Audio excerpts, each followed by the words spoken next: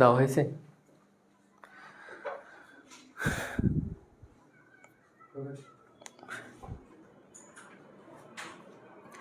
আসসালামু আলাইকুম সবাইকে, কি অবস্থা সবার? আশা করি তোমরা সবাই ভালো আছো এবং সুস্থ আছো। আজকে চলে আসছি তোমাদের একটা মোস্ট ইম্পর্টেন্ট যে ক্লাসটি বলবো, এটি হচ্ছে মূলত তোমাদের অর্থনীতি দ্বিতীয় পত্রের দ্বিতীয় অধ্যায়ের উপর, যেটি ইনশাল্লাহ আজকের ক্লাসটি খুবই খুবই খুবই ইম্পর্টেন্ট হতে যাচ্ছে। যারা সামনে টেস্ট পরীক্ষা দিবা এবং সেকেন্ড ইয়ারে যারা হচ্ছে পরীক্ষা দিচ্ছ, অর্ধবার্ষিক পরীক্ষা দিবা সামনে, তাদের জন্য আরও বেশি ইম্পর্টেন্ট হবে। কারণ দ্বিতীয় অধ্যায়ের এমন কিছু এমসিকিউ নিয়ে আমরা আজকে আলোচনা করব, যেগুলো থেকে হুবহু ইনশাল্লাহ তোমাদের পরীক্ষায় হুবহু চলে আসবে। সো তোমরা একটু দ্রুত জয়েন হয়ে যাও। হ্যাঁ, দেখতে পাচ্ছি ইতিমধ্যে অনেকে জয়েন হয়ে গেছে, তোমাদের সবাইকে অসংখ্য ধন্যবাদ। ঠিক আছে, এখনো পর্যন্ত যারা জয়েন হওয়া নাই তারা একটু দ্রুত জয়েন হয়ে যাবা, এবং পাশাপাশি তোমাদের যারা ফ্রেন্ড রয়েছে তাদেরকে একটু, যেহেতু একদম পেজে হচ্ছে ক্লাসটি, তোমরা সবাইকে মেনশন করে দিবা এবং পাশাপাশি ক্লাসটি তোমরা শেয়ার করে দিতে পারো। ঠিক আছে, আচ্ছা এভরিওয়ান করে দিয়েছেন।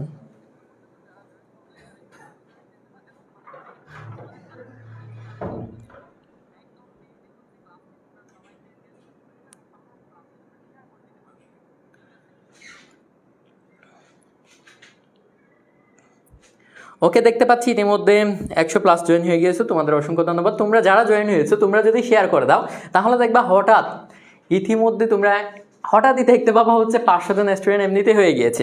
ঠিক আছে ভাই, এই অধ্যায় থেকে আমাদের কলেজে অর্ধবার্ষিক পরীক্ষা নেওয়া হবে ইনশাল্লাহ। তোমার কলেজে যদি অর্ধবার্ষিক পরীক্ষা হয়, আজকের যে ক্লাসটি হবে এখান থেকে দেখবা মিনিমাম 5 থেকে 6টা এমসিকিউ কমন পাবা, মিনিমাম 5 থেকে 6টা। ঠিক আছে, 10 মিনিট যাবত অপেক্ষা করছিলাম, তোমাকে অসংখ্য ধন্যবাদ। ওকে, একটু দ্রুত জয়েন হয়ে যাও, যেহেতু আজকে দ্বিতীয় পত্রের দ্বিতীয় অধ্যায়। আমি কিন্তু ইতিমধ্যে তোমাদের যারা হচ্ছে মিশন টেস্ট প্লাস এই গ্রুপে ছিলা তোমাদেরকে অলরেডি পড়িয়ে ফেলেছি দ্বিতীয় অধ্যায়টা।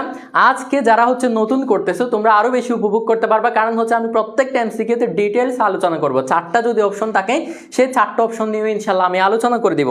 এখানে চিন্তার কোনো কারণ নাই। ইতিমধ্যে দেখতে পাচ্ছি 150+ জয়েন হয়ে গেছে। তোমরা একটু দ্রুত ক্লাসটি শেয়ার করে দিলে আরও বেশি স্টুডেন্ট ক্লাসটি করতে পারবে, তোমার সাথে সাথে তোমার ফ্রেন্ডরাও একটা ভালো একটা রেজাল্টের প্রত্যাশা করতে পারবে।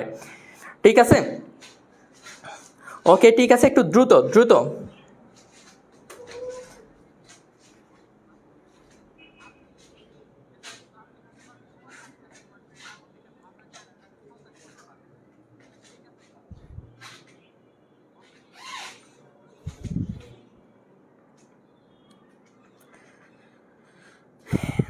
ওকে, আমি হচ্ছে এই যে এমসিকিউগুলোর নাম দিয়েছি ভেরি ইম্পর্টেন্ট, যেহেতু বিবিআইপি এমসিকিউ। ঠিক আছে, তাহলে আমি আর কথা না বাড়িয়ে তোমাদের সরাসরি এমসিকিউতে চলে যাচ্ছি। আলহামদুলিল্লাহ আমি ভালো আছি। হ্যাঁ, তোমরা ভাইয়াকে কে কোথায় থেকে দেখতেছো এই বিষয়টি একটু জানিয়ে দিবা কেমন। আমাদের যেহেতু হচ্ছে পূর্বে ক্লাসগুলো হয়তো পেড গ্রুপে না ফ্রি গ্রুপ, যদিও বা যেহেতু অসংখ্য স্টুডেন্ট আমাদের সাথে যুক্ত ছিল না।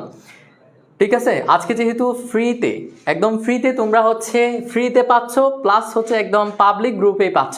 সুতরাং আরও ক্লাসটি অসংখ্য শিক্ষার্থী ইনশাল্লাহ দেখতে পাবো বলে আমার বিশ্বাস, এবং হচ্ছে আমাদের সাথে অনেক স্টুডেন্ট ইনক্লুডেড হবে বলে এটাও আমরা বিশ্বাস করি। সুতরাং তোমরা একটু হচ্ছে দ্রুত, আমরা হচ্ছে প্রথম দিক থেকে শুরু করতে যাচ্ছি। প্রথম দিকে আমাদের যে হচ্ছে এমসিকিউটি আছে একদম হচ্ছে সবার শুরুতে। ঠিক আছে, সেই এমসিকিউটি হচ্ছে তোমরা অবশ্যই বোর্ডে দেখতে পাচ্ছ, অধিক বেশি ইম্পর্টেন্ট। দেখো, বাংলাদেশের জিডিপিতে কৃষির কোন উপখাতের অবদান সর্বোচ্চ? কৃষির কোন উপখাতের অবদান কি ভাইয়া? সর্বোচ্চ।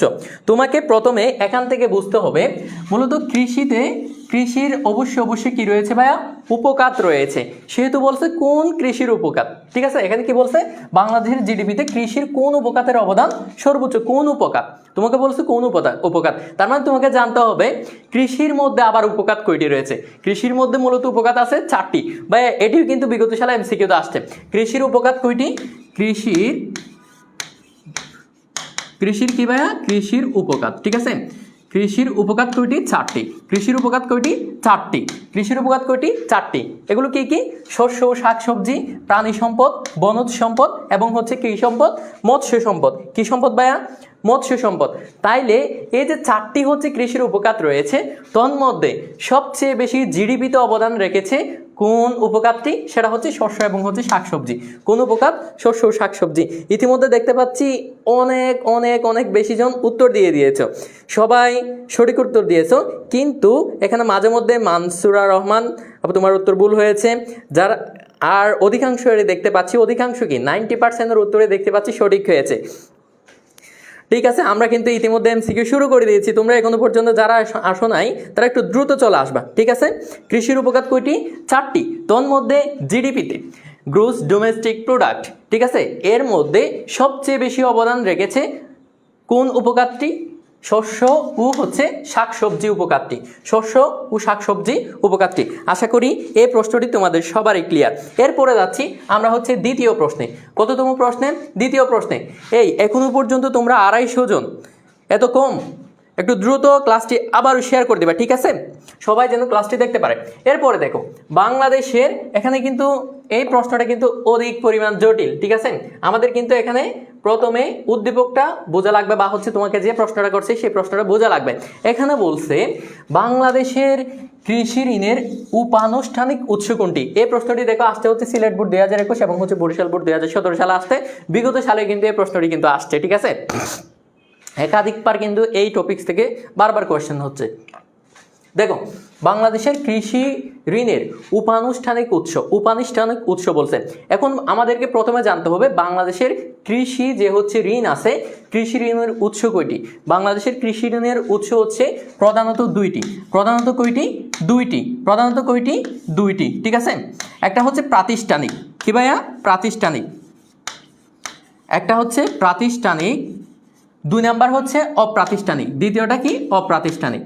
অপ্রাতিষ্ঠানিক। এখন এই যে প্রাতিষ্ঠানিক যে হচ্ছে উৎসটা আছে, এটা হচ্ছে আবার 2 প্রকার। প্রাতিষ্ঠানিক যে হচ্ছে উৎসটা, এটা হচ্ছে 2 প্রকার। একটা হচ্ছে আনুষ্ঠানিক, একটা কি? একটা হচ্ছে এই উৎসটা আবার হচ্ছে 2 প্রকার। প্রাতিষ্ঠানিক উৎসটা একটা হচ্ছে আনুষ্ঠানিক,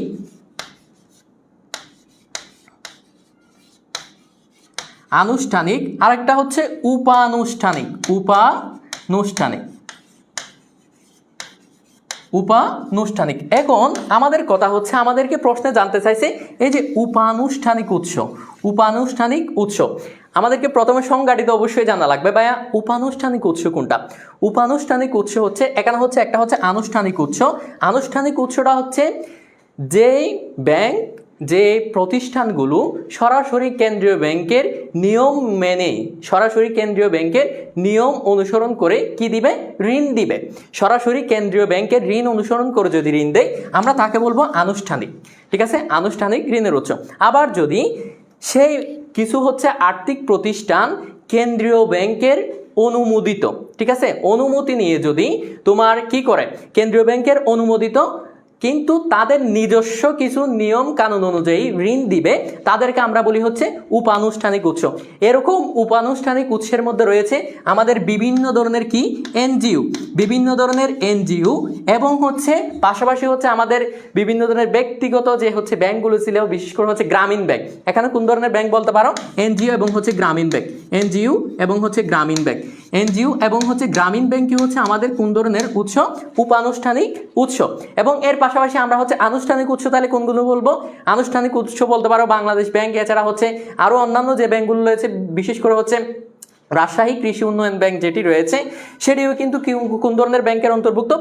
প্রাতিষ্ঠানিক বা হচ্ছে আনুষ্ঠানিক, এই যে আনুষ্ঠানিক কৃষি ঋণের অন্তর্ভুক্ত।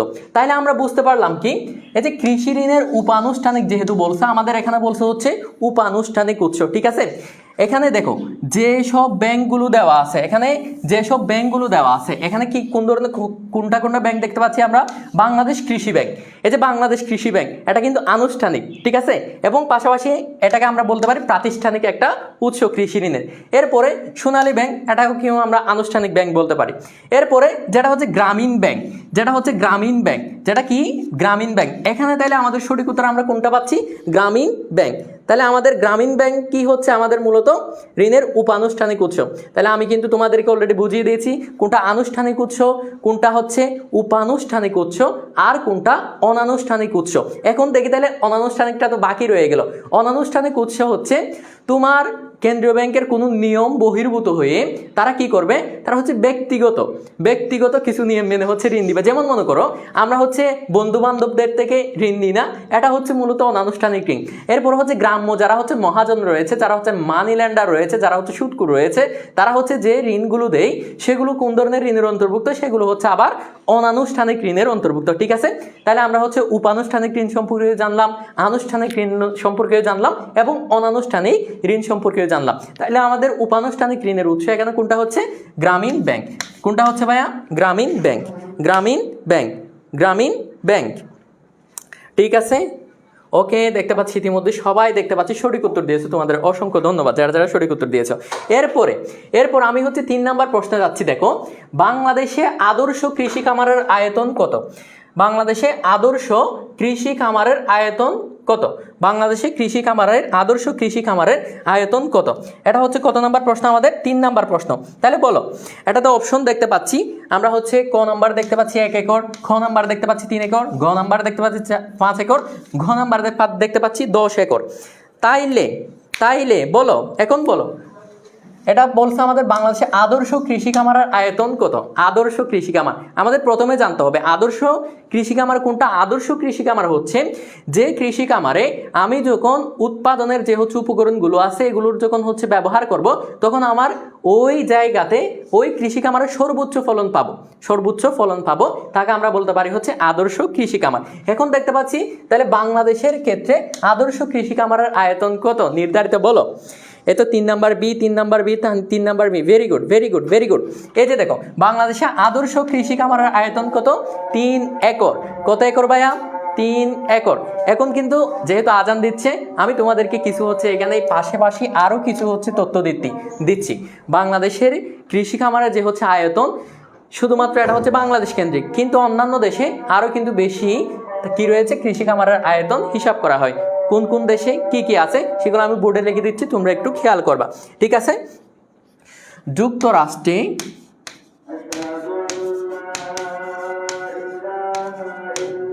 আদর্শ কৃষি খামারের আয়তন হচ্ছে 150 একর, 150 একর।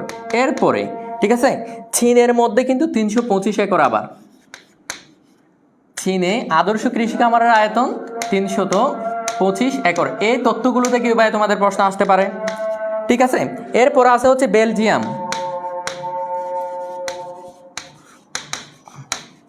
বেলজিয়ামে কিন্তু কত একর? 14 একর। এরপরে আরেকটা হচ্ছে কৃষি খামার যেটা হচ্ছে জার্মানিতে আদর্শ কৃষি খামারের আয়তন হিসাব করা হয় কত একর ভাইয়া? 21 একর। এই 4টা তথ্য থেকে তোমাদের কিন্তু প্রশ্ন আসতে পারে, সেজন্য একটু হচ্ছে নোট করে নিবা। ঠিক আছে, একটু কি নিবা? নোট করে নিবা। ওকে, আজান দিচ্ছি, তোমরা হচ্ছে এই বিষয়টা একটু তুলে নাও। ঠিক আছে, লিখে নাও।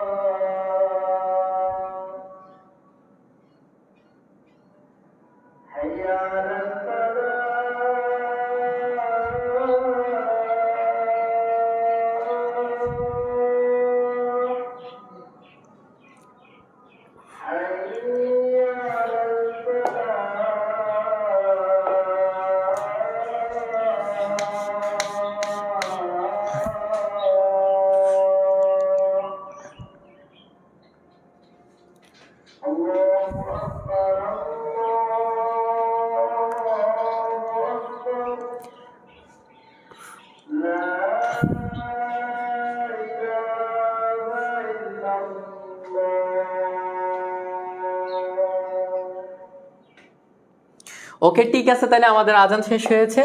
সুতরাং আমরা হচ্ছে পরবর্তী এমসিকিউতে চলে যাই। দেখো আমাদের 4 নাম্বার একটা হচ্ছে এমসিকিউ আছে।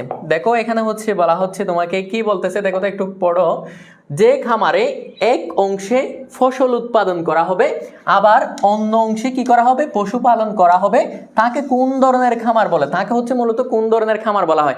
এই প্রশ্নটি আসছে সিলেট বোর্ড 2021-এ, সিলেট বোর্ড 2021-এ। তাহলে বলো, যে খামারে এক অংশে তোমার কি ফসল উৎপাদন করা হবে এবং অন্য অংশে কি করা হবে, পশুপালন করা হবে, তার মানে আমরা কোন ধরনের সেটিকে খামার বলবো? কোন ধরনের খামার বলবো? এটাকে কি বিশ্বাসায়িত খামার বলবো, নাকি বহুমুখী খামার বলবো, নাকি মিশ্র খামার বলবো, নাকি প্রান্তিক খামার বলবো?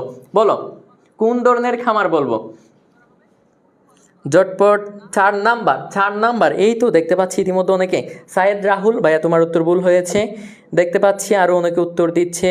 4 নাম্বার গন্তব্য দাবি, ভেরি গুড। এরপরে দেখি কে কীরকম উত্তর দেয়। মূলত এই প্রশ্নটির উত্তর হবে হচ্ছে আমাদের মিশ্র খামার কেন উত্তর হচ্ছে? দেখো আমরা যেহেতু হচ্ছে খামারের আয়তনের ক্ষেত্রে পড়ছিলাম, খামারের আয়তনের ভিত্তিতে খামারকে কয় ভাগে ভাগ করা হয়? 4 ভাগে। সেটা কি?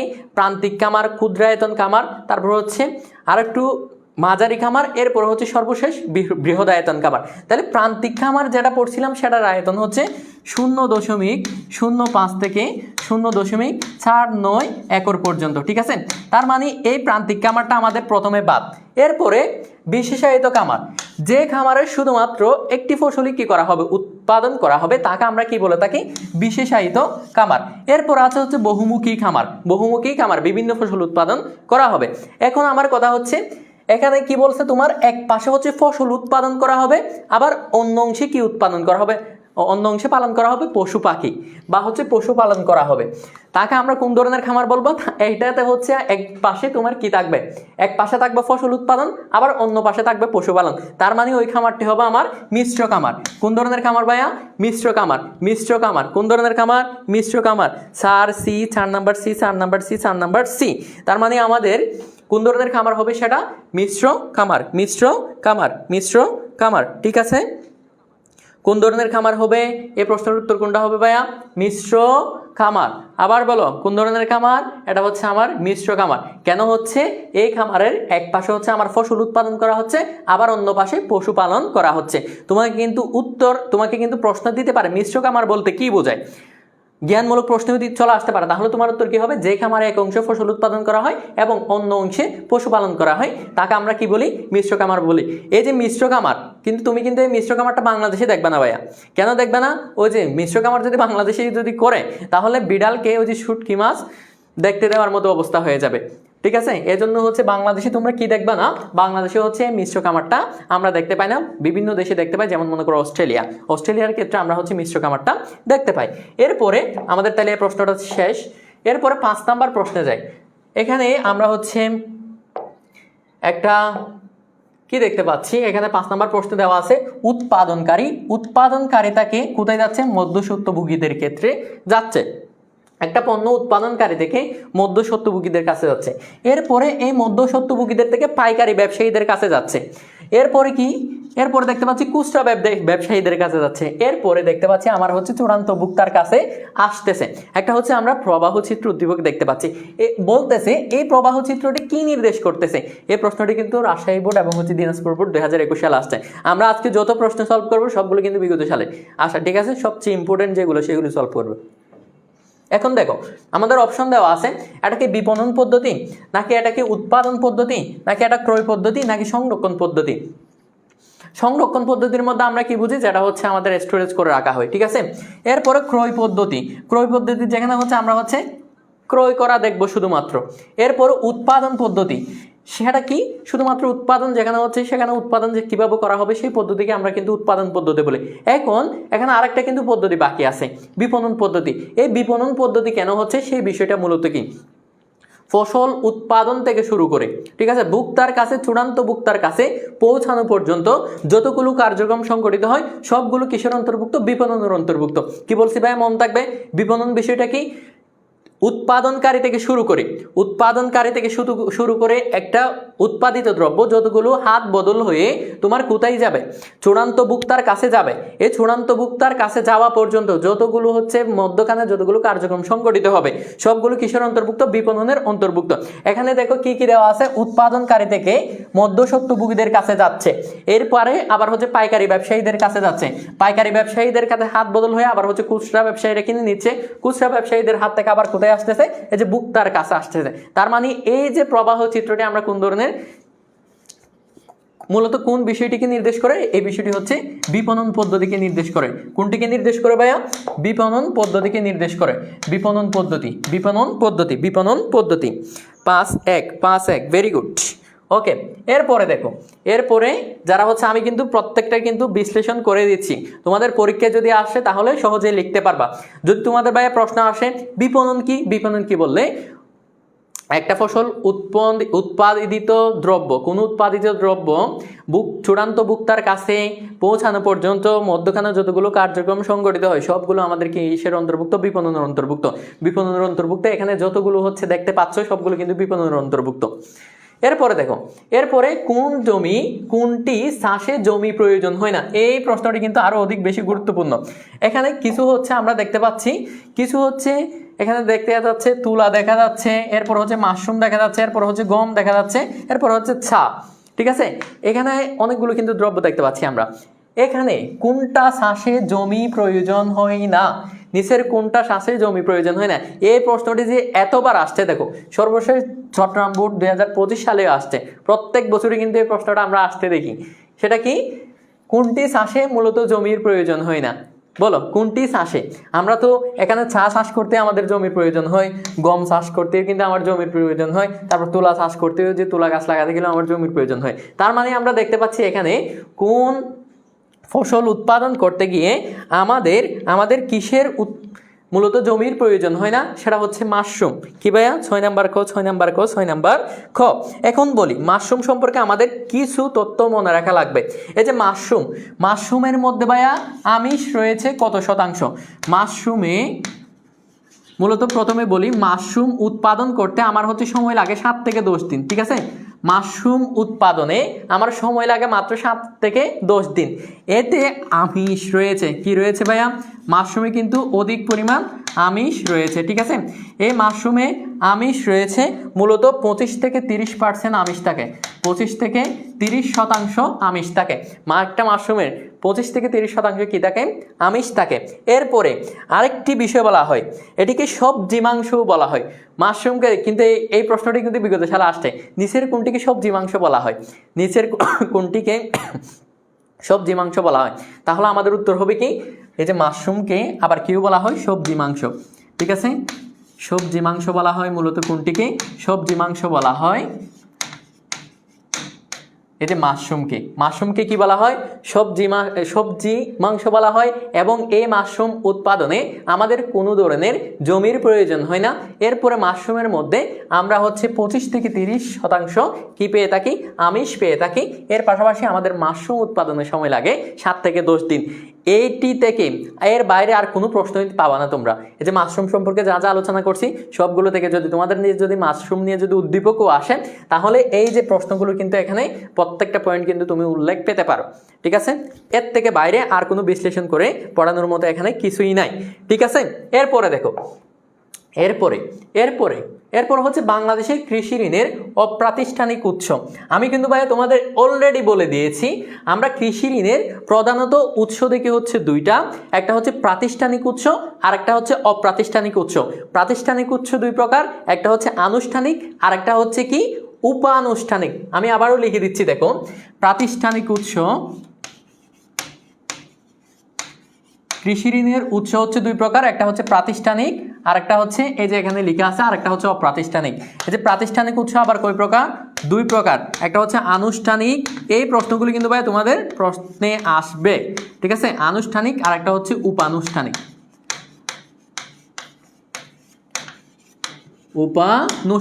এখন তোমাকে ভাইয়া বলছে আনুষ্ঠানিক এবং হচ্ছে উপানুষ্ঠানিক প্রশ্নগুলি সম্পর্কে আমরা কিন্তু পূর্বের ক্লাসে কিন্তু পড়েছি, পূর্বের প্রশ্নেও পড়েছি, ঠিক আছে। এখন দেখো আমাকে বলছে অপ্রাতিষ্ঠানিক উৎস কোনটি। অপ্রাতিষ্ঠানিক উৎস বলতে আমরা কি বুঝিয়েছিলাম, যেগুলো হচ্ছে কেন্দ্রীয় ব্যাংকের নিয়ম, কোনো ধরনের কেন্দ্রীয় ব্যাংকের নিয়ম মানবে না, সেগুলো হচ্ছে নিজস্ব গতিতে নিজস্ব পদ্ধতিতে চলবে, সেগুলোকে আমরা অপ্রাতিষ্ঠানিক বলি। যেমন বন্ধু বান্ধব থেকে যে ঋণ নেই, গ্রাম্য মহাজনরা যে ঋণ দেয়, বা হচ্ছে অন্যান্য আমরা হচ্ছে বিশেষ করে হচ্ছে বন্ধু 50 টাকা হবে, বা হচ্ছে মাঝে মধ্যে বিকাশে তো কল দিয়ে বলি বন্ধু 100 টাকা হবে, হচ্ছে যখন বিপদে পড়ে যায়, ওই অবস্থায় আমরা হচ্ছে যে ঋণটা নিই সেটা হচ্ছে মূলত অপ্রাতিষ্ঠানিক ঋণ, ঠিক আছে, অপ্রাতিষ্ঠানিক উৎস থেকে ঋণ। এখন তোমাকে এখানে কি কি দিচ্ছে দেখো তো, এটা কি বাণিজ্যিক ব্যাংক হবে অপ্রাতিষ্ঠানিক ঋণ? হবে না, কোনোদিন হবে না। এরপর বাংলাদেশ কৃষি ব্যাংক দিছে, এটাও হবে না। এরপরে দিছে বাংলাদেশ পল্লী উন্নয়ন, এইগুলোই হচ্ছে মূলত সবগুলো কিন্তু এগুলো কিন্তু প্রাতিষ্ঠানিক ঋণের উৎস। তাহলে আমাদের কোনটা বাকি রইল? গ্রাম্য মহাজন। এই গ্রাম্য মহাজনই হলো আমার অপ্রাতিষ্ঠানিক ঋণের উৎস, ঠিক আছে। গ্রাম্য মহাজন থেকে কিনে ওই যে মানি ল্যান্ডার যারা আছে আর কি, গ্রামে যারা সুদখোর আছে, এই যে গ্রাম্য মহাজনরা কি দিয়ে থাকে, মূলত ঋণ দিয়ে থাকে কৃষকদেরকে এরা ঋণ দিয়ে ডাইরেক্ট ফকির অবস্থা করে ফেলে, ঠিক আছে, গ্রাম্য মহাজনরা। খুবই মারাত্মক কিন্তু এরা, ঠিক আছে। 7 নম্বরের উত্তর তাহলে আমরা কোনটা পাচ্ছি? গ, গ্রাম্য মহাজন। এরপরে আমরা 8 নম্বরে যাচ্ছি। দেখো তো এখানে কি দেখতে পাচ্ছ, সুন্দর সুন্দর এখানে কিছু জিনিস দেখা যাচ্ছে না? এখানে বলতেছে BRRI এর পূর্ণরূপ কি? BRRI এর পূর্ণরূপ কি বলো? এখানে কি ক হবে নাকি খ হবে নাকি গ হবে নাকি ঘ হবে? এখানে দেখতে পাচ্ছি বাংলাদেশ রাইস রিসার্চ ইনস্টিটিউট, আরেকটা দেখতে পাচ্ছি বাংলাদেশ রাইস রিকভারি ইনস্টিটিউট, আরেকটা দেখতে পাচ্ছি বাংলাদেশ রুরাল রিসার্চ ইনস্টিটিউট, আরেকটা দেখতে পাচ্ছি বাংলাদেশ রুরাল রিকভারি ইনস্টিটিউট। তাহলে আমাদের উত্তর কোনটা হচ্ছে? রিকভারি যেগুলো আছে এগুলো বাদ, তারপরে রিকভারি যেগুলো আছে ওগুলো বাদ। এখন বলছে এটা যেহেতু হচ্ছে আর দুইটাই আর আছে, তাহলে আমাদের এখানে কোনটা উত্তর হবে? এই দুইটা থেকে কোনো একটা বাছাই করো, তোমাদেরকে আর বলা যাচ্ছে না, এই দুইটা থেকে কোনো একটা বাছাই করো। এই তো দেখতে পাচ্ছি 8 number Nancy Sharmi, very good. Fariha Nishat, তোমার উত্তর বল আপু, বলো। BRRI এর পূর্ণরূপ কি? Bangladesh rice research institute. তার মানে আমাদের উত্তর কোনটা হচ্ছে? 1 number Bangladesh rice research institute. এখন ভাইয়া কথা হচ্ছে এই যে দেখছো কতজন যে উত্তর যে ভুল করছো।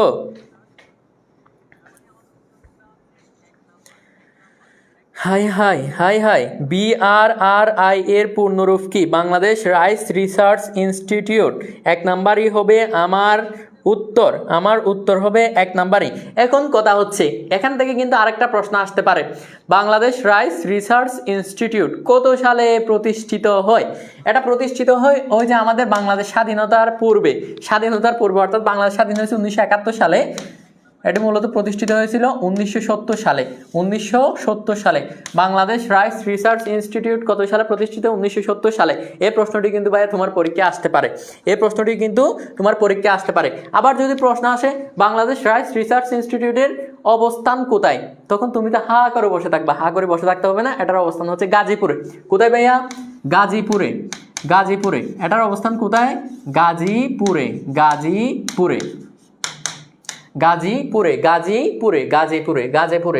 কোথায়? গাজীপুরে। একদম মাথায় ঢুকে নাও এগুলা।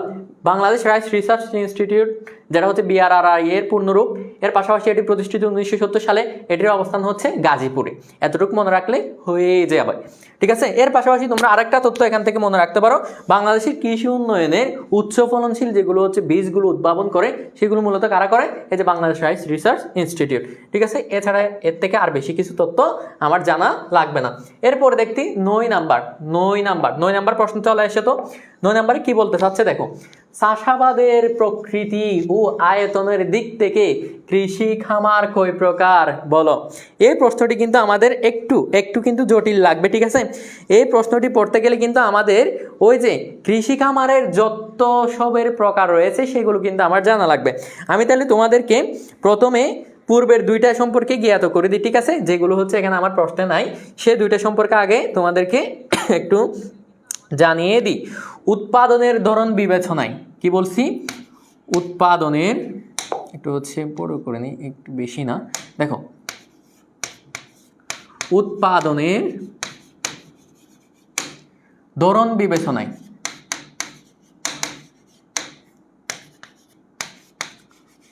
উৎপাদনের ধরন বিবেচনায় আমার কৃষি কামার কয় প্রকার? 3 প্রকার। উৎপাদনের ধরন বিবেচনায় আমার কৃষি কামার কয় প্রকার বলছি? 3 প্রকার। সেগুলো কি কি? একটা হচ্ছে বিশেষায়িত,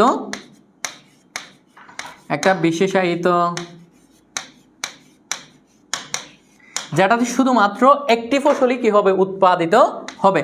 এরপরে 2 নাম্বার রয়েছে আমার হচ্ছে বহুমুখী। কি ভাইয়া? বহুমুখী বিভিন্ন ফসল উৎপাদিত হবে। এরপরে 3 নাম্বার যেটি আছে সেটা হচ্ছে মিশ্র। সেটা কি ভাইয়া? মিশ্র, যেটির হচ্ছে এক পাশে আমার ফসল উৎপাদিত হবে, অন্য পাশে গরু ছাগল পালন হবে, সেটাকে আমরা কি বলে থাকি? মিশ্র। তাহলে আমরা কিন্তু একটা প্রকার পড়ে ফেললাম। কি? উৎপাদনের ধরন বিবেচনায় কৃষি কামার কয় প্রকার? 3 প্রকার। কি কি?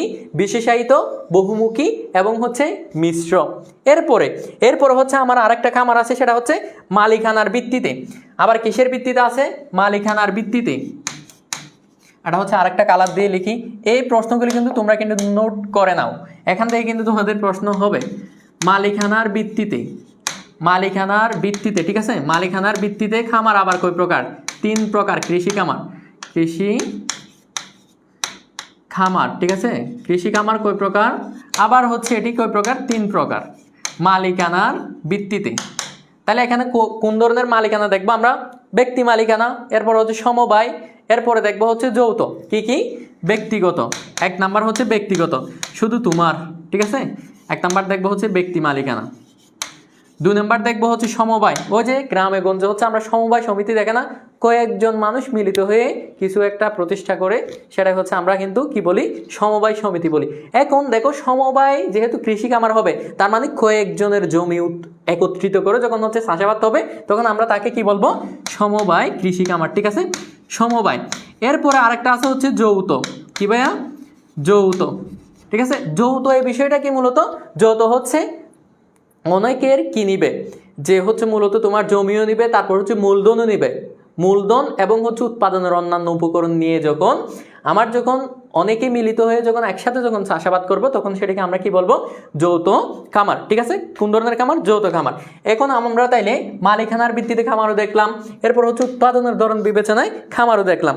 এখন আমার কথা হচ্ছে, আমাকে উদ্দীপকে প্রশ্ন করছে কোনটা? চাষাবাদের প্রকৃতি এবং হচ্ছে আয়তনের দিক থেকে খামার, মূলত কৃষি খামার কয় প্রকার? এটা উত্তর কোনটা? 9 নাম্বারের আমাদের এক্স্যাক্টলি উত্তর হবে ভাইয়া দুইটা। তোমাকে সেটা রেফারেন্স দিয়ে দিলাম, রঞ্জিত কুমার স্যারের যে হচ্ছে বইটা আছে, ওটাতে যাবা, ওটাতে গিয়ে তুমি কি পেয়ে যাবা? চাষাবাদের প্রকৃতি এবং হচ্ছে আয়তনের দিক থেকে সরাসরি ওখানে ওই বইয়ে লেখা আছে কয় প্রকার? 2 প্রকার। কয় প্রকার ভাইয়া? 2 প্রকার। এই যে 2 প্রকার, সে 2 প্রকার, এগুলাই তো হচ্ছে আমাদের ভাইয়া পরীক্ষায় আসে। এই 2 প্রকারই হচ্ছে আমাদের মূলত পরীক্ষায় আসে। সেই 2 প্রকার গুলো কি কি? একটা হচ্ছে, তাহলে আমাদের প্রথমটার উত্তর কি? 9 নম্বর প্রশ্নের উত্তর হচ্ছে দুইটা।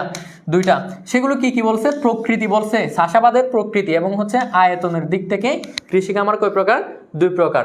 1 নাম্বার, 2 নাম্বার। 1 নাম্বার হচ্ছে তোমার কি? জীবন নির্বাহী খামার। 1 নাম্বার হচ্ছে কি খামার? জীবন নির্বাহী খামার। 1 নাম্বার কি খামার? জীবন নির্বাহী খামার। যে খামার শুধুমাত্র আমার পরিবারের ভরণ পোষণের জন্য আমি কি করব? চাষাবাদ করব, সেটাই হচ্ছে আমার কোন ধরনের খামার?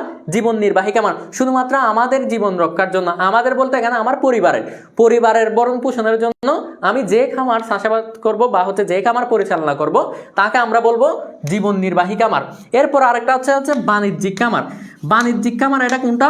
শুধুমাত্র আমি হচ্ছে আমার পরিবারের ভরণ পোষণ পোষাবো না, এক্ষেত্রে আমি হচ্ছে অন্যান্যদেরও ক্ষেত্রেও কি করব? তাদের যে হচ্ছে ভরণ পোষণ সেটাও গোছানোর ক্ষেত্রে আমি হচ্ছে তাদের উপযোগ দিব। এক্ষেত্রে আমার কি আসবে? মুনাফা আসবে, ঠিক আছে? মুনাফার উদ্দেশ্যে যে খামার পরিচালিত হয় তাকে বলা হবে আবার হচ্ছে বাণিজ্যিক খামার। বাণিজ্যিক খামারের মূল উদ্দেশ্য হচ্ছে তোমার কি? মুনাফা অর্জন। কি অর্জন? মুনাফা অর্জন, ঠিক আছে? এত ভাইয়া এমসিকিউতে এত বিস্তারিত টাইম নিয়ে কেউ ভাইয়া পড়াবে না, ঠিক আছে? আমি কিন্তু সবটা কিন্তু তোমরা যদি অধ্যায়টা কোনোদিন খুলেও নাই, তবু কিন্তু তুমি যদি ক্লাসটা করো, তোমার সবগুলো ক্লিয়ার হয়ে যাবে ইনশাআল্লাহ আজকের ক্লাসে, ঠিক আছে? এতটুকু তোমাদেরকে বলতে পারি, ঠিক আছে?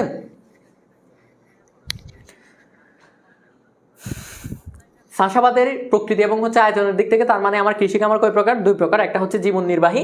জীবন নির্বাহী হচ্ছে শুধুমাত্র ওই যে বউ জামাইয়ের যে হচ্ছে জীবন ধারণের জন্য যেটি হচ্ছে আমি চাষাবাদ করব, সেটি হচ্ছে আমার জীবন নির্বাহী। ঠিক আছে, ওই যে যারা হচ্ছে প্রেমিক প্রেমিকা প্রথমে কি খুঁজে, তারা একটা চাকরি, আমরা 2 জন চলতে পারলে হবে, এরকম যেগুলো হচ্ছে চাষাবাদ করবে, তুমি যদি কৃষি কাজ করো শুধুমাত্র 2 জনের জন্য, সেটাই হবে আমার কি? জীবন নির্বাহী। ঠিক আছে ভাইয়া, একটু ছোট কথা বলে ফেললাম। এরপরে যাই। এরপরে আমার 10 নাম্বার প্রশ্ন। 10 নাম্বারে বলছে কোনো দেশে কত শতাংশ বনভূমি থাকা দরকার? কোনো দেশে কত শতাংশ বনভূমি থাকা দরকার বলো? এটি যদি যে না পারবা না, তার কিন্তু নাকশা কিন্তু ফাটাই দেওয়া উচিত। এই প্রশ্নটি কিন্তু সবাই পারার মতো। দেখো একদম ইজি একটা প্রশ্ন, দেখো তো একদম ইজি।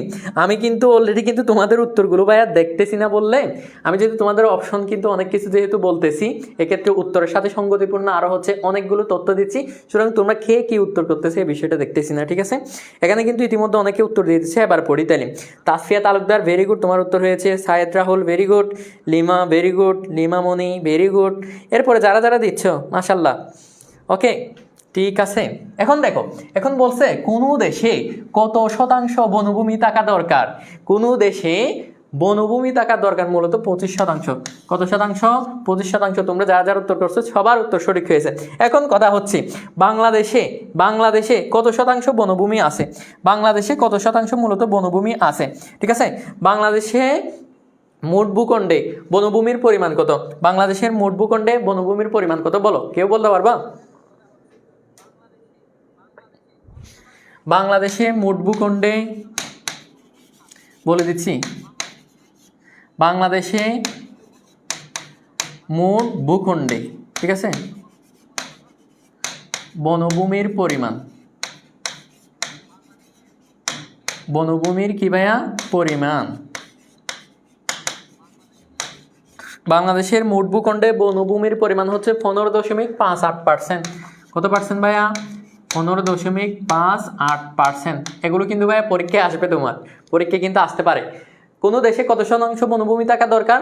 25%। ঠিক আছে, এখন বাংলাদেশে যে আয়তন, এই আয়তনের মধ্যে ভূখণ্ডে, বাংলাদেশের মোট ভূখণ্ডে বনভূমি আছে হচ্ছে মাত্র 15.58%। তার মানে আমাদের অনেক, মানে হচ্ছে তোমার অর্ধেকে চলে আসছে অলরেডি, হচ্ছে আরও 10 ভাগ কম আছে আমাদের বনভূমি। এর মধ্যে আমরা আরও কী করি? ওই যে বন জঙ্গল যেগুলো আছে সেগুলোকে নিধন করে দিচ্ছি আমরা, হায় রে বাঙালি। এরপরে দেখো বাংলাদেশে কৃষি ঋণের প্রাতিষ্ঠানিক উৎস, এই যে দেখো, এটা যদি কেউ যদি না পারো তাইলে তাকে আরও বেশি, মানে হচ্ছে তার এই নাকের এই পাশ ফাটলে হবে না, শুধু 2টাই মেরে দিতে হবে, 2 পাশটাই ফাটতে হবে। তার মানে নাকশা একদম শেষ করে দিতে হবে। ঠিক আছে, আমি কিন্তু অনেকবার বলছি প্রাতিষ্ঠানিক উৎস বলছে, এটা দেখো চট্টগ্রাম বোর্ড এবং হচ্ছে কুমিল্লা বোর্ড 2025 সালে আসছে প্রশ্নটি। বাংলাদেশে কৃষি ঋণের প্রাতিষ্ঠানিক উৎস, এখানে কি তার মানে এটা হচ্ছে প্রতিষ্ঠান হবে। আমার ব্যক্তিগত ওই যে আমরা যে হচ্ছে বন্ধু বান্ধব যে ঋণ নিই সেটা হবে না, গ্রাম্য মহাজনের এগুলো হবে না। এখানে কি আছে? আত্মীয় স্বজন হবে না, ধনী কৃষক হবে না, গ্রাম্য মহাজন হবে না। এই 3টাই কিন্তু আবার অপ্রাতিষ্ঠানিক। এগুলো কি কোন ধরনের ঋণের উৎস? অপ্রাতিষ্ঠানিক। এই 3টাই হচ্ছে অপ্রাতিষ্ঠানিক ঋণের উৎস। ঠিক আছে, এখন আমাকে বলছে কি প্রাতিষ্ঠানিক ঋণের উৎস কোনটি? তার মানে সেটা অ্যাবসলিউটলি উত্তর হবে কোনটা? এই যে রাজশাহী কৃষি উন্নয়ন ব্যাংক। এখন আমার প্রশ্ন হচ্ছে ভাইয়া, তোমাকে যদি প্রশ্ন চলে আসে রাজশাহী কৃষি উন্নয়ন ব্যাংক কত সালে প্রতিষ্ঠিত হয় বলো? 11 নম্বর প্রশ্নের ক নাইম হাসান, সানজিদা, ফারিয়া, স্বর্ণা, তারপর দীপ্ত দাস। ভাইয়া তোমার উত্তর বল। নাফিসা, মুনতাহা, সুরাইয়া। এই যে ভাইয়া দীপ্ত, তুমি আমার প্রশ্নটি বুঝো নাই এবং হচ্ছে তুমি প্রথম দিক থেকে ক্লাসে ছিল না। এখন আমার প্রশ্নটি হচ্ছে প্রাতিষ্ঠানিক উৎস হচ্ছে যে প্রতিষ্ঠানগুলো তোমার হচ্ছে কেন্দ্রীয় ব্যাংকের নিয়ম মেনে চলবে। ঠিক আছে, কেন্দ্রীয় ব্যাংকের নিয়ম মেনে চলবে বা হচ্ছে কেন্দ্রীয় ব্যাংকের নিয়ন্ত্রণাধীন রয়েছে, তাদেরকে আমরা বলি হচ্ছে প্রাতিষ্ঠানিক উৎস। যেমন মনে করো বা রাজশাহী কৃষি উন্নয়ন ব্যাংক, এরপর হচ্ছে গ্রামীণ ব্যাংকেও তুমি কিন্তু এক্ষেত্রে প্রাতিষ্ঠানিক উৎস বলতে পারবা। কিন্তু আরেকটা উৎস রয়েছে, সেটা হচ্ছে অপ্রাতিষ্ঠানিক উৎস কোনগুলো? বাংলাদেশ ব্যাংকের কোনো ধরনের নিয়মই মানবে না, অনুমোদিতও না। সেগুলো কেমন? ওই যে তোমরা যেগুলো হচ্ছে ঋণ নেই, ওই যে বন্ধুকে ফোন দিয়ে হচ্ছে যে হচ্ছে 100 টাকা 200 টাকা ভাইয়া হবে এরকম যেগুলো বলি আর কি। বা হচ্ছে তোমরা হচ্ছে বিশেষ করে হচ্ছে এখন তো বিএফ এবং জিএফ যারা আছো, কিন্তু জিএফ মানে কিন্তু এখানে গ্র্যান্ডফাদার ভাই, ঠিক আছে, গ্র্যান্ডফাদার দাদা দাদির কাছ থেকে বলছি আমি, দাদা তোমার কাছে কিছু টাকা হবে, বা হচ্ছে বেস্ট ফ্রেন্ডের কাছে তো আমরা জানতে চাই ভাইয়া তোমার কাছে কিছু টাকা হবে, ওই যে কোনো ধরনের কি নিয়ম নীতি ছাড়া যে টাকাগুলো আমরা হচ্ছে ধার নিই সেগুলোকে বলা হচ্ছে অপ্রাতিষ্ঠানিক ঋণ, ঠিক আছে, অপ্রাতিষ্ঠানিক ঋণ, অপ্রাতিষ্ঠানিক ঋণ। এখন দেখি তাহলে এই যে ওমা তোমরা তো ভেরি গুড।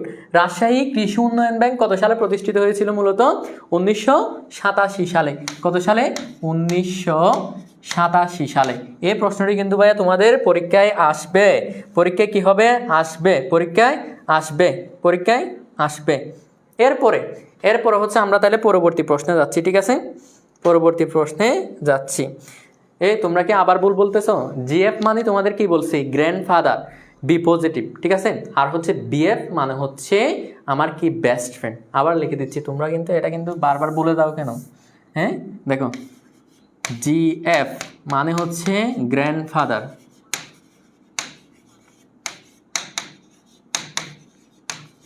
আর হচ্ছে বিএফ আমার হচ্ছে বেস্ট ফ্রেন্ড, ঠিক আছে, বেস্ট ফ্রেন্ড। এই দুইটা প্রশ্ন কিন্তু আর কোনোদিন বলা যাবে না। সব সময় আমরা কি বলি? বি পজিটিভ, সবগুলো বি পজিটিভ হিসেবে নেবা, ঠিক আছে। এরপরে যাচ্ছি, তাহলে আমরা পরবর্তী প্রশ্নে যাচ্ছি এখন। দেখো 12 নাম্বার, যে খামারে জমির পরিমাণ 2.49 একর তাকে কোন ধরনের খামার বলে? তাকে কোন ধরনের খামার বলে? আমরা কিন্তু এক ধরনের খামার কিন্তু অলরেডি বাদ দিয়ে আসছি, সেটা কি? জমির মালিকানার ভিত্তিতে। দেখো জমির মালিকানার ভিত্তিতে, ঠিক আছে, জমির মালিকানার ভিত্তিতে খামার 4 প্রকার। খামার কয় প্রকার? খামার 4 প্রকার। জমির মালিকানার ভিত্তিতে খামার কয় প্রকার? 4 প্রকার। 1 নাম্বার প্রান্তিক খামার।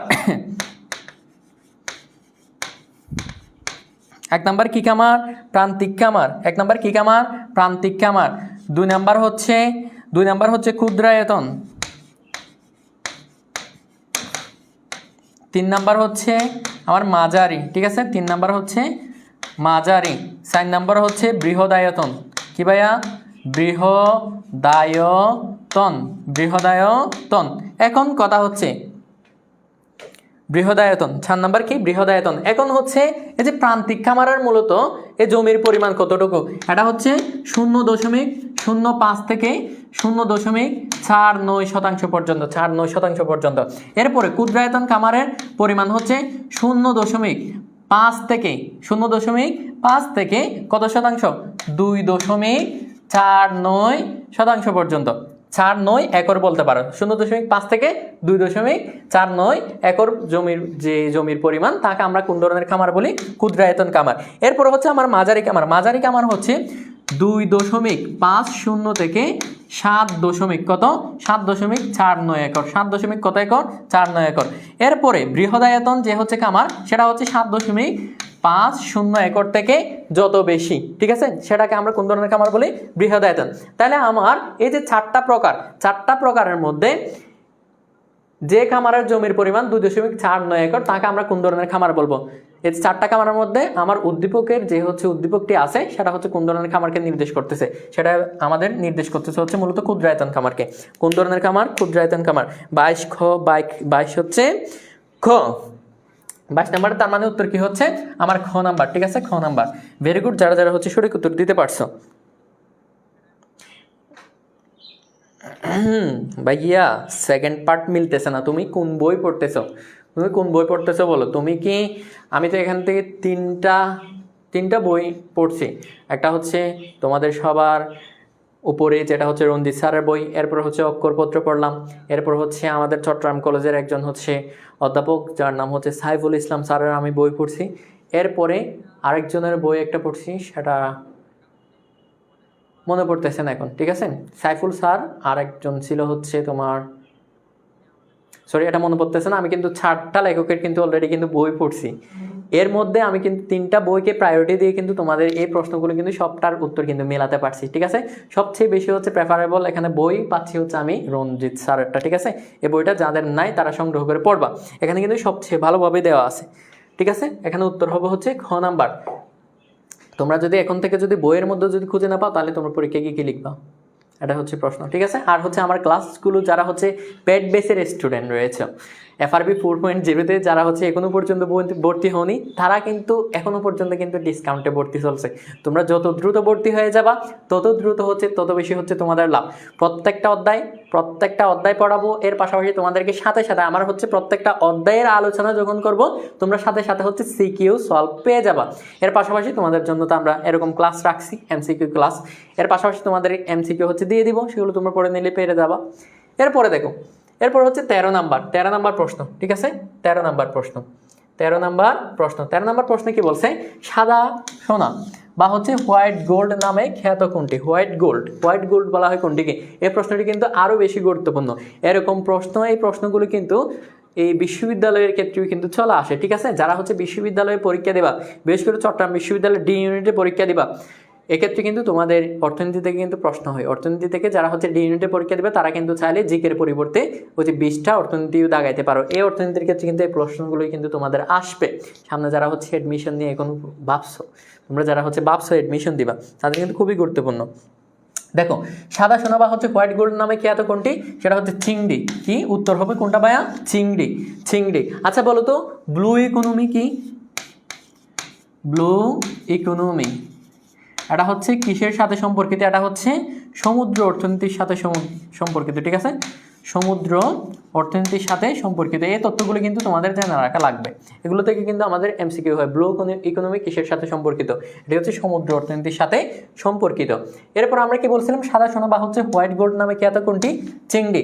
বাংলাদেশে যে হচ্ছে মৎস্য সম্পদ যেগুলো রয়েছে, যেগুলো হচ্ছে কি হয়? রপ্তানি হয়। ঠিক আছে, বাংলাদেশে রপ্তানিকৃত মৎস্য এবং হচ্ছে মৎস্যকৃত যে হচ্ছে পণ্যগুলো রয়েছে, তন্মধ্যে এই যে চিংড়ি থেকে যাই হচ্ছে মূলত 46% হচ্ছে রপ্তানিকৃত অংশের মধ্যে। 46% কি আমার রপ্তানিকৃত মৎস্য রপ্তানিকৃত অংশের মধ্যে আমার হচ্ছে 46% কিসের অন্তর্ভুক্ত? চিংড়ির অন্তর্ভুক্ত।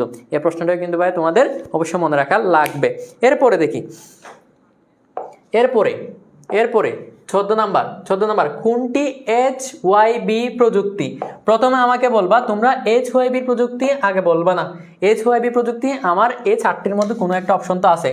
HYB এর পূর্ণরূপ কি? আগে সেটা বলো, পরীক্ষা কিন্তু এটাও আসতে পারে। HYB এর পূর্ণরূপ কি? HYB এর পূর্ণরূপ কি? পরীক্ষা কিন্তু আসবে।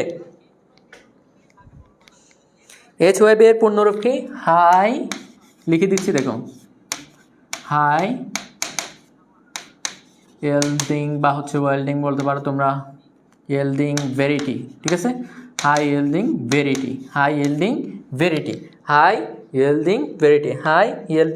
ভেরিটি। এখন কথা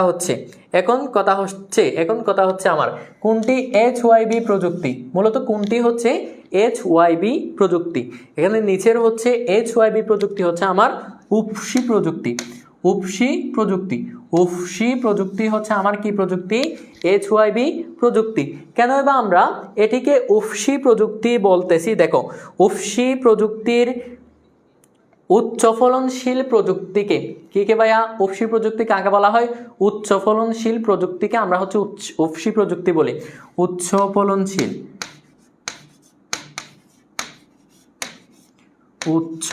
ফলনশীল প্রযুক্তিকে, ঠিক আছে, উপসি প্রযুক্তি কাকে বলে? উচ্চ ফলনশীল প্রযুক্তিকে কি বলি? আমরা হচ্ছে উপসি প্রযুক্তি বলি। উপসি প্রযুক্তি কাকে বলি? উচ্চ ফলনশীল প্রযুক্তিকে আমরা হচ্ছে উপসি প্রযুক্তি বলি। আর এখানে হচ্ছে HYB এর প্রযুক্তি হচ্ছে এখানে উপসি প্রযুক্তি, এবং HYB এর পূর্ণরূপ কি? হাই ওয়েল্ডিং ভেরিটি বা হাই ইয়েল্ডিং ভেরিটি, যে কোনো একটা বলতে পারো। ঠিক আছে, উপসি প্রযুক্তির আরেকটা কিন্তু নাম রয়েছে, সেটা হচ্ছে সার সেচ বীজ প্রযুক্তি। এটা প্রশ্ন আসতে পারে, সার সেচ বীজ প্রযুক্তি। ঠিক আছে, এটা বলা হয় হচ্ছে উপসি প্রযুক্তির অপর নাম। উপসি প্রযুক্তির অপর নাম কি? সার সেচ বীজ প্রযুক্তি। এই প্রশ্নটা কিন্তু খুবই ইম্পর্টেন্ট, এই প্রশ্নটা কিন্তু তোমার জানা লাগবে। এটি দেখো, কুমিল্লা বোর্ড, বরিশাল, সিলেট 2025 এবং হচ্ছে 2022 সালের রাজশাহী বোর্ডে আসছিল। এই প্রশ্নগুলি খুবই ইম্পর্টেন্ট। এরপরে যাচ্ছে হচ্ছে 15 নাম্বার প্রশ্নে। 15 নাম্বার প্রশ্ন দেখো, এই যে দেখো, শস্য বহুমুখীকরণের মাধ্যমে, প্রথমে বলো শস্য বহুমুখীকরণ কি? বিষয়টা কি? শস্য বহুমুখীকরণ হচ্ছে একই জমিতে বিভিন্ন সময় বিভিন্ন ফসল উৎপাদন করাকে, একই জমিতে বিভিন্ন সময় বিভিন্ন ফসল উৎপাদন করাকে আমরা কি বলি? শস্য বহুমুখীকরণ বলি। লিখে দিতে হবে নাকি তোমরা লিখতে পারবা? বলো, শস্য বহুমুখীকরণ কি? শস্য বহুমুখীকরণ কি? একই সময়ে, ঠিক আছে না, একই জমিতে ভিন্ন ভিন্ন সময়ে ভিন্ন ভিন্ন ফসল উৎপাদন করাকে, এক এক সময়ে এক এক ফসল উৎপাদন করাকে আমরা কি বলি? শস্য বহুমুখীকরণ বলি। শস্য বহুমুখীকরণ বলি। মনে থাকবে ভাইয়া, শস্য বহুমুখীকরণ কি?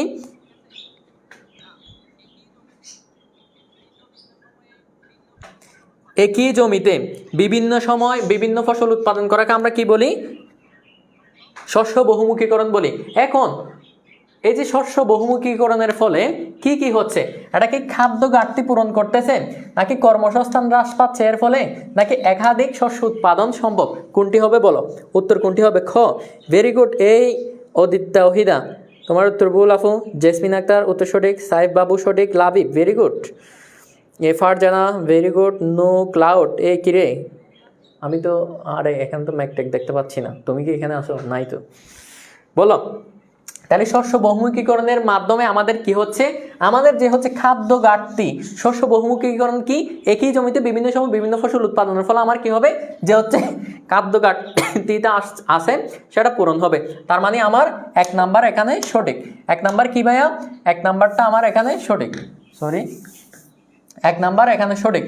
এরপরে কি বলছে? তোমাকে কর্মসংস্থান হ্রাস পাবে। এই যে শস্য বহুমুখীকরণের ফলে তো এক এক সময় যেহেতু আমরা এক এক ধরনের পণ্য উৎপাদন করব, ফলে আমার এখানে তো শ্রমিক লাগারই কথা, তার মানে আমার কর্মসংস্থান হ্রাস পাবে না।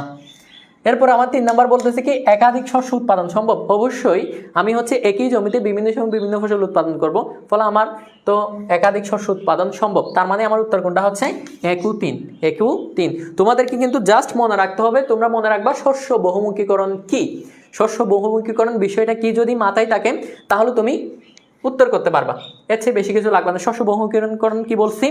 একই জমিতে বিভিন্ন সময় বিভিন্ন ফসল উৎপাদন করাকে কি বলে? শস্য বহুমুখীকরণ বলে। এতটুকু লিখলে তোমাকে কিন্তু জ্ঞানমূলক প্রশ্নে কিন্তু এই প্রশ্নটি আসে, শস্য বহুমুখীকরণ কি। এগুলো কিন্তু ভাই তোমার পরীক্ষার প্রশ্ন আসবে। এরপরে দেখো, বাণিজ্যিক খামার পরিচালিত হয়। বাণিজ্যিক খামার পরিচালিত হয় কি জন্য? বাণিজ্যিক খামার আমি কিন্তু তোমাদের বলছিলাম, ওই যে খামার পড়ছিলাম, একটা হচ্ছে জীবন নির্বাহী খামার, আর একটা পাইছিলাম হচ্ছে বাণিজ্যিক খামার। জীবন নির্বাহী খামার কি জন্য? ওই যে বউ জামাই চলার জন্য। এরপরে যেটি আছে সেটা হচ্ছে বাণিজ্যিক খামার। বাণিজ্যিক খামার কোনটা? এদিকে হচ্ছে তোমার মুনাফা অর্জনই থাকবে হচ্ছে এটির মূল লক্ষ্য। তার মানে বাণিজ্যিক খামার মানে হচ্ছে বাণিজ্য ব্যবসা করার জন্য সে এই খামারটা পরিচালনা করতেছে। ফলে আমার হবে এটি হচ্ছে যেহেতু ক্ষুদ্রায়তন তো অবশ্যই হবে না, সেটা হচ্ছে বৃহদায়তন ভিত্তিক হবে। একটা পাচ্ছি। দ্বিতীয়টা মুনাফা অর্জনের উদ্দেশ্যে, সেটাও সঠিক। 3 নাম্বারটা কি বলছে? পারিবারিক ভরণ পোষণের জন্য। না ভাইয়া, বাণিজ্যিক খামার শুধুমাত্র এই যে পারিবারিক ভরণ পোষণের জন্য পরিচালিত হয় না, পারিবারিক ভরণ পোষণের জন্য পরিচালিত হয় কোন খামার? সেটা হবে জীবন নির্বাহী খামার। ঠিক আছে, জীবন নির্বাহী খামার। জীবন নির্বাহী খামার পরিচালিত হয় আমার কিসের জন্য? পারিবারিক ভরণ পোষণের জন্য। তার মানে আমার উত্তর হচ্ছে কোনটা? একু 2। একু 2। কে কে আমার আগে উত্তর দিতে পারছো দেখি? Madhab Mondal very good. Sayed Rahul very good. Labib Tazim Akter very good. Farzana ফুল ভেরি গুড। হাসি খুশি ওকে ভেরি গুড। এরপরে দেখো 16 নাম্বার শেষ, তাহলে 17 নাম্বারে চলে আসছি। বাংলাদেশের কৃষি বিপণন।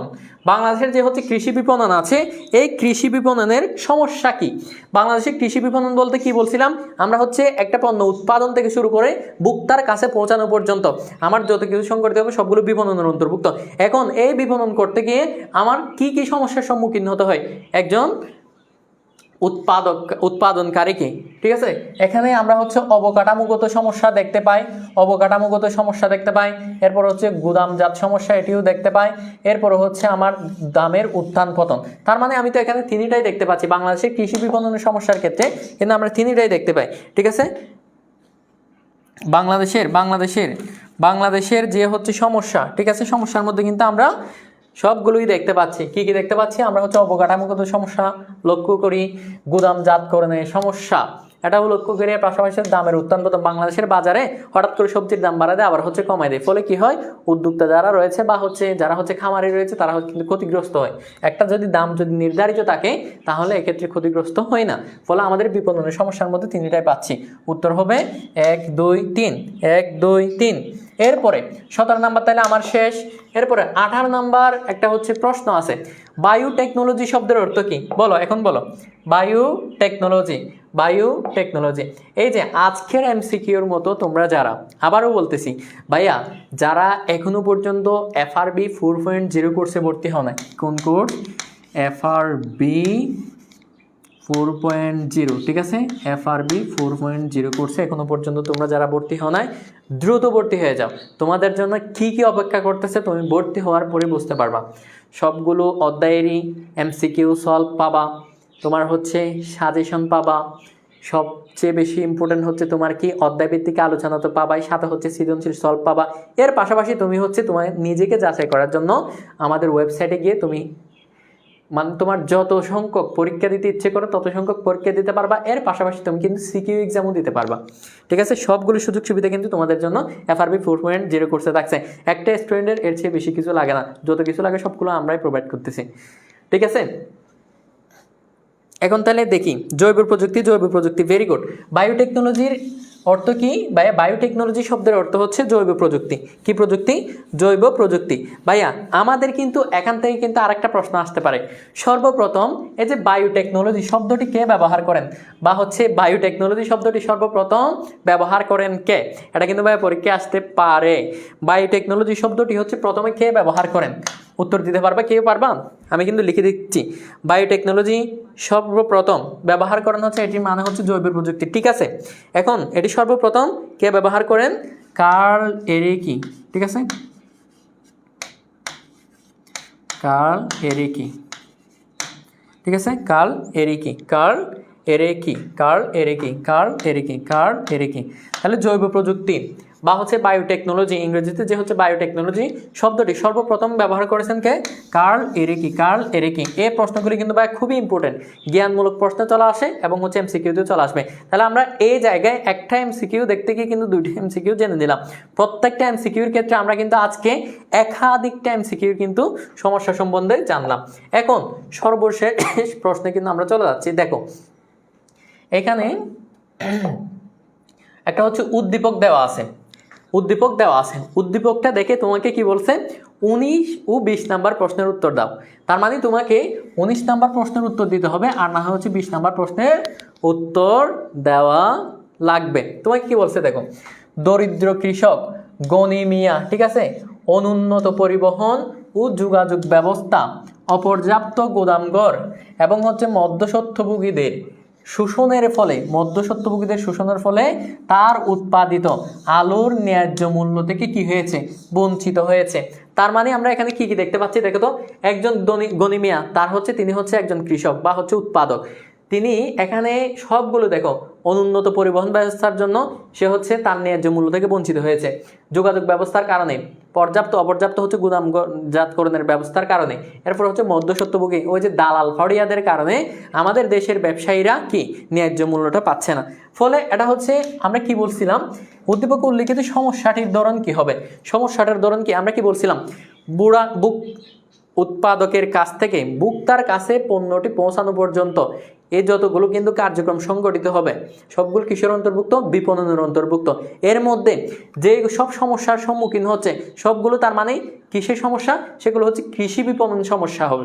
সেগুলো কৃষির সমস্যা, কৃষি বিপণন সমস্যা। আর এইসব সমস্যাগুলো বাংলাদেশের ক্ষেত্রে বেশি দেখা যায়। আমরা যদি দেখতে চাই বাংলাদেশের ক্ষেত্রে আমাদের হচ্ছে যে হচ্ছে রাস্তাঘাটগুলো আছে, এক্ষেত্রে কিন্তু ঝুঁকিপ্রবণ রাস্তাঘাটের পাশাপাশি হচ্ছে ভাঙা, ঠিক আছে, সবগুলো কিন্তু রাস্তা কিন্তু একই সমতল না। এর পাশাপাশি আমরা দেখতে পাই হচ্ছে ওই যে গুদামজাতকরণের আমরা হচ্ছে পর্যাপ্ত ব্যবস্থা পাই না। এর পাশাপাশি তা আছেই হচ্ছে মধ্যস্বত্বভোগীরা, ওখানে বিক্রি করে তারা 120 টাকা কিন্তু কৃষকের কাছ থেকে নিয়ে যায় হচ্ছে 20 টাকা। এর পাশাপাশি আছেই তো আমাদের সিন্ডিকেটের কারণে এত বেশি পণ্যের দাম বেড়ে যায়, তবুও কিন্তু আমাদের কৃষকরা কি হয়? ক্ষতিগ্রস্ত হয়। তার মানে এসবের যে হচ্ছে সমস্যা, এইসব সমস্যার মূল কারণ কি? এই যে কৃষি বিপণনের সমস্যা। কৃষি বিপণনেই সমস্যা। আমার কোনটাতে সমস্যা? কৃষি বিপণনেই সমস্যা, ঠিক আছে। এরকম কিন্তু হাজারটা তোমার কিন্তু সিকিউ প্রশ্নে কিন্তু এগুলো আসে। সিকিউর জন্য কিন্তু এই প্রশ্নটি কিন্তু এই উদ্দীপকটি কিন্তু খুবই ইম্পর্টেন্ট, তোমরা কিন্তু দেখতে পাবা। সিকিউ তোমরা যদি সলভ করতে চাও দ্বিতীয় অধ্যায়ের, সেগুলো কিন্তু এগুলো দেখতে পাবা। এরপরে তাহলে আমরা হচ্ছে সর্বশেষ 20 নাম্বার প্রশ্নে চলে যায়। 20 নাম্বার প্রশ্নে তাহলে আমরা হচ্ছে গণিমিয়ার যে হচ্ছে উদ্দীপকটা পড়ছিলাম, উদ্দীপকটা পড়লাম। এখন আমাকে বলছে গণিমিয়ার সমস্যা, যেসব সমস্যা আমরা দেখতে পেয়েছি সেই সব যদি সমস্যার সমাধান হলে, সেসব সমস্যার যদি আমার যদি সমাধান হয়, তাইলে আমার এখানে সমস্যার যদি সমাধান হয় তাহলে কি কি হবে দেখো। এটা কি দালাল মধ্যস্বত্বভোগীরা লাভবান হবে? তোমরা বলবা এই প্রশ্নটির উত্তর। এরপরে ভোক্তা যুক্তিসঙ্গত দামে আলু কিনতে পারবে। যারা হচ্ছে আমরা হচ্ছে ভোক্তারা গণিমিয়া যদি ওই যে বিপণন সমস্যার যদি যেসব সম্মুখীন হয়েছে এগুলো যদি সমাধান হয় তাহলে আমরা হচ্ছে সহজ দামে, সহজলভ্য দামে হচ্ছে পণ্যটা কিনতে পারবো। এটা সঠিক, ঠিক আছে, 2 নাম্বার সঠিক। এরপরে 3 নাম্বার বলছে গণিমিয়াও কি পাবে? ন্যায্য দাম পাবে, তার মানে 3 নাম্বার সঠিক। এক্ষেত্রে এই যে দালাল ফড়িয়ারা মধ্যস্বত্বভোগী যারা আছে তারা কিন্তু কি ক্ষতিগ্রস্ত হবে, কারণ তারা কিন্তু ওখান থেকে হচ্ছে কমিশন খাইতে পারবে না, তারা হচ্ছে গণিমিয়াকে হচ্ছে গণিমিয়ার মতো গরিব কৃষককে শোষণ করতে পারবে না। ফলে সমস্যা যদি সমাধান হয় তাহলে আমরা কি পাবো? ভোক্তা যারা আছি আমরা উপযুক্ত দামে হচ্ছে পর্যাপ্ত দাম দিয়ে আলু কিনতে পারবো, এর পাশাপাশি হচ্ছে যুক্তিসঙ্গত দামে আলু কিনতে পারবো, গণিমিয়া ন্যায্য দাম পাবে। তার মানে আমার উত্তর হচ্ছে 2 ও 3, 2 ও 3। ঠিক আছে, আমার উত্তর কোনটা হচ্ছে? Mishu Das, very good very good very good very good. 20 number কি উত্তর? গ, 2 ও 3। ঠিক আছে, আচ্ছা আজকের ক্লাসে কোনো এমসিকিউ বুঝতে পারে না এমন আছে? বলো। আজকে যা যা পড়াইছি, যত সব এমসিকিউ তোমাদেরকে পড়াইলাম, এই এমসিকিউর মধ্যে কোনো এমসিকিউ বুঝো নাই এমন কি কোনো এমসিকিউ আছে তোমাদের? বলো, এমন কোনো এমসিকিউ আছে যেটি বুঝো নাই? আমি কিন্তু প্রত্যেকটা এমসিকিউ তোমাকে ব্যাখ্যা সহকারে একদম পুঙ্খানুপুঙ্খ বুঝিয়ে দিয়েছি। পণ্য বিপণন, কৃষি পণ্য বিপণন কি, এরপর হচ্ছে কৃষি খামার কি, সবগুলো একটার চেয়ে একটা ভালোভাবে আমার যতটুকু সম্ভব তোমরা বুঝবা, যেভাবে বললে সেভাবে কিন্তু তোমাদেরকে বুঝিয়ে দেওয়ার চেষ্টা করেছি। ঠিক আছে, এখানে একটা এমসিকিউ ভুল আছে তোমরা বলতে পারবা না, আমি কিন্তু প্রত্যেকটার সঠিক উত্তর দিয়ে দিয়েছি। এখন হচ্ছে তোমাদের কাছে প্রশ্ন, ক্লাসটি তোমাদের জন্য কতটুকু হেল্পফুল হলো বলে তুমি মনে করো? আর আজকের ক্লাস থেকে তোমার কি ক্লাসে থেকে কি তোমার লাভ হয়েছে নাকি ক্ষতি হয়েছে? বলো, তোমার কি লাভ হয়েছে নাকি ক্ষতি হয়েছে? এই প্রশ্নটার উত্তর দিবা। কোনো সমস্যা নাই, কোনো সমস্যা নাই। ভাইয়া ফার্স্ট এমসিকিউটা আবার বলেন না। ভাইয়া সব বুঝছি, ঠিক আছে, তোমার জন্য তাহলে আমি আরেকটা হচ্ছে ফার্স্ট এমসিকিউর দিকে চলে যাই। ঠিক আছে, একটা হচ্ছে হাই রে আমার তো সবগুলো আবার উপরে একদম সবার উপরে চলে যাইতে হচ্ছে। দেখি, আচ্ছা ভাইয়া সব ক্লিয়ার। আচ্ছা বুঝো নাই বা হচ্ছে আমি পড়াইছি তোমরা বুঝো নাই এমন কিছু আছে? আচ্ছা প্রথম এমসিকিউ দেখো তো এখানে কি আছে ভাই, এটা তো আরো একদম সহজ, একদম ইজি প্রশ্ন। এখন তোমাকে বলছি কি জানো, বলছে হচ্ছে বাংলাদেশের জিডিপিতে কৃষির কোন উপখাতের অবদান। তাহলে আমাকে প্রথমে জানতে হবে কৃষির কয়টি উপখাত রয়েছে। কৃষির উপখাত রয়েছে হচ্ছে ভাইয়া কয়টি? 4টি। সে 4টি হচ্ছে এখানেই আছে, একটা হচ্ছে শস্য শাকসবজি, আরেকটা হচ্ছে প্রাণী সম্পদ, আরেকটা হচ্ছে বনজ সম্পদ এবং হচ্ছে মৎস্য সম্পদ। এক্ষেত্রে সবচেয়ে বেশি উপখাতের অবদান সর্বোচ্চ হচ্ছে মূলত শস্য শাকসবজি উপখাতে। শস্য শাকসবজি এই উপখাতের অবদান হচ্ছে সবচেয়ে বেশি। কৃষি, বাংলাদেশের জিডিপিতে কৃষির কোন উপখাতের অবদান সর্বোচ্চ? শস্য ও শাকসবজি। অনেক হেল্পফুল হলো বা লাভ তো হবে। ওকে ঠিক আছে, তোমরা হচ্ছে যারা নোট করেছো আজকের ক্লাসটি তারা হচ্ছে আমাদের যে হচ্ছে গ্রুপ আছে হ্যান্ড নোট শেয়ারিং গ্রুপ, ওখানে হচ্ছে শেয়ার করে দিবা। এর পাশাপাশি যদি সমস্যা থাকে তাকে দ্বিতীয় অধ্যায় নিয়ে আমাকে অনায়াসে জানাতে পারো। তোমাদের ইনশাল্লাহ কোনো প্রশ্ন নিয়ে দ্বিধাদ্বন্দ্ব থাকলে আমি হচ্ছে বলে দেওয়ার চেষ্টা করব।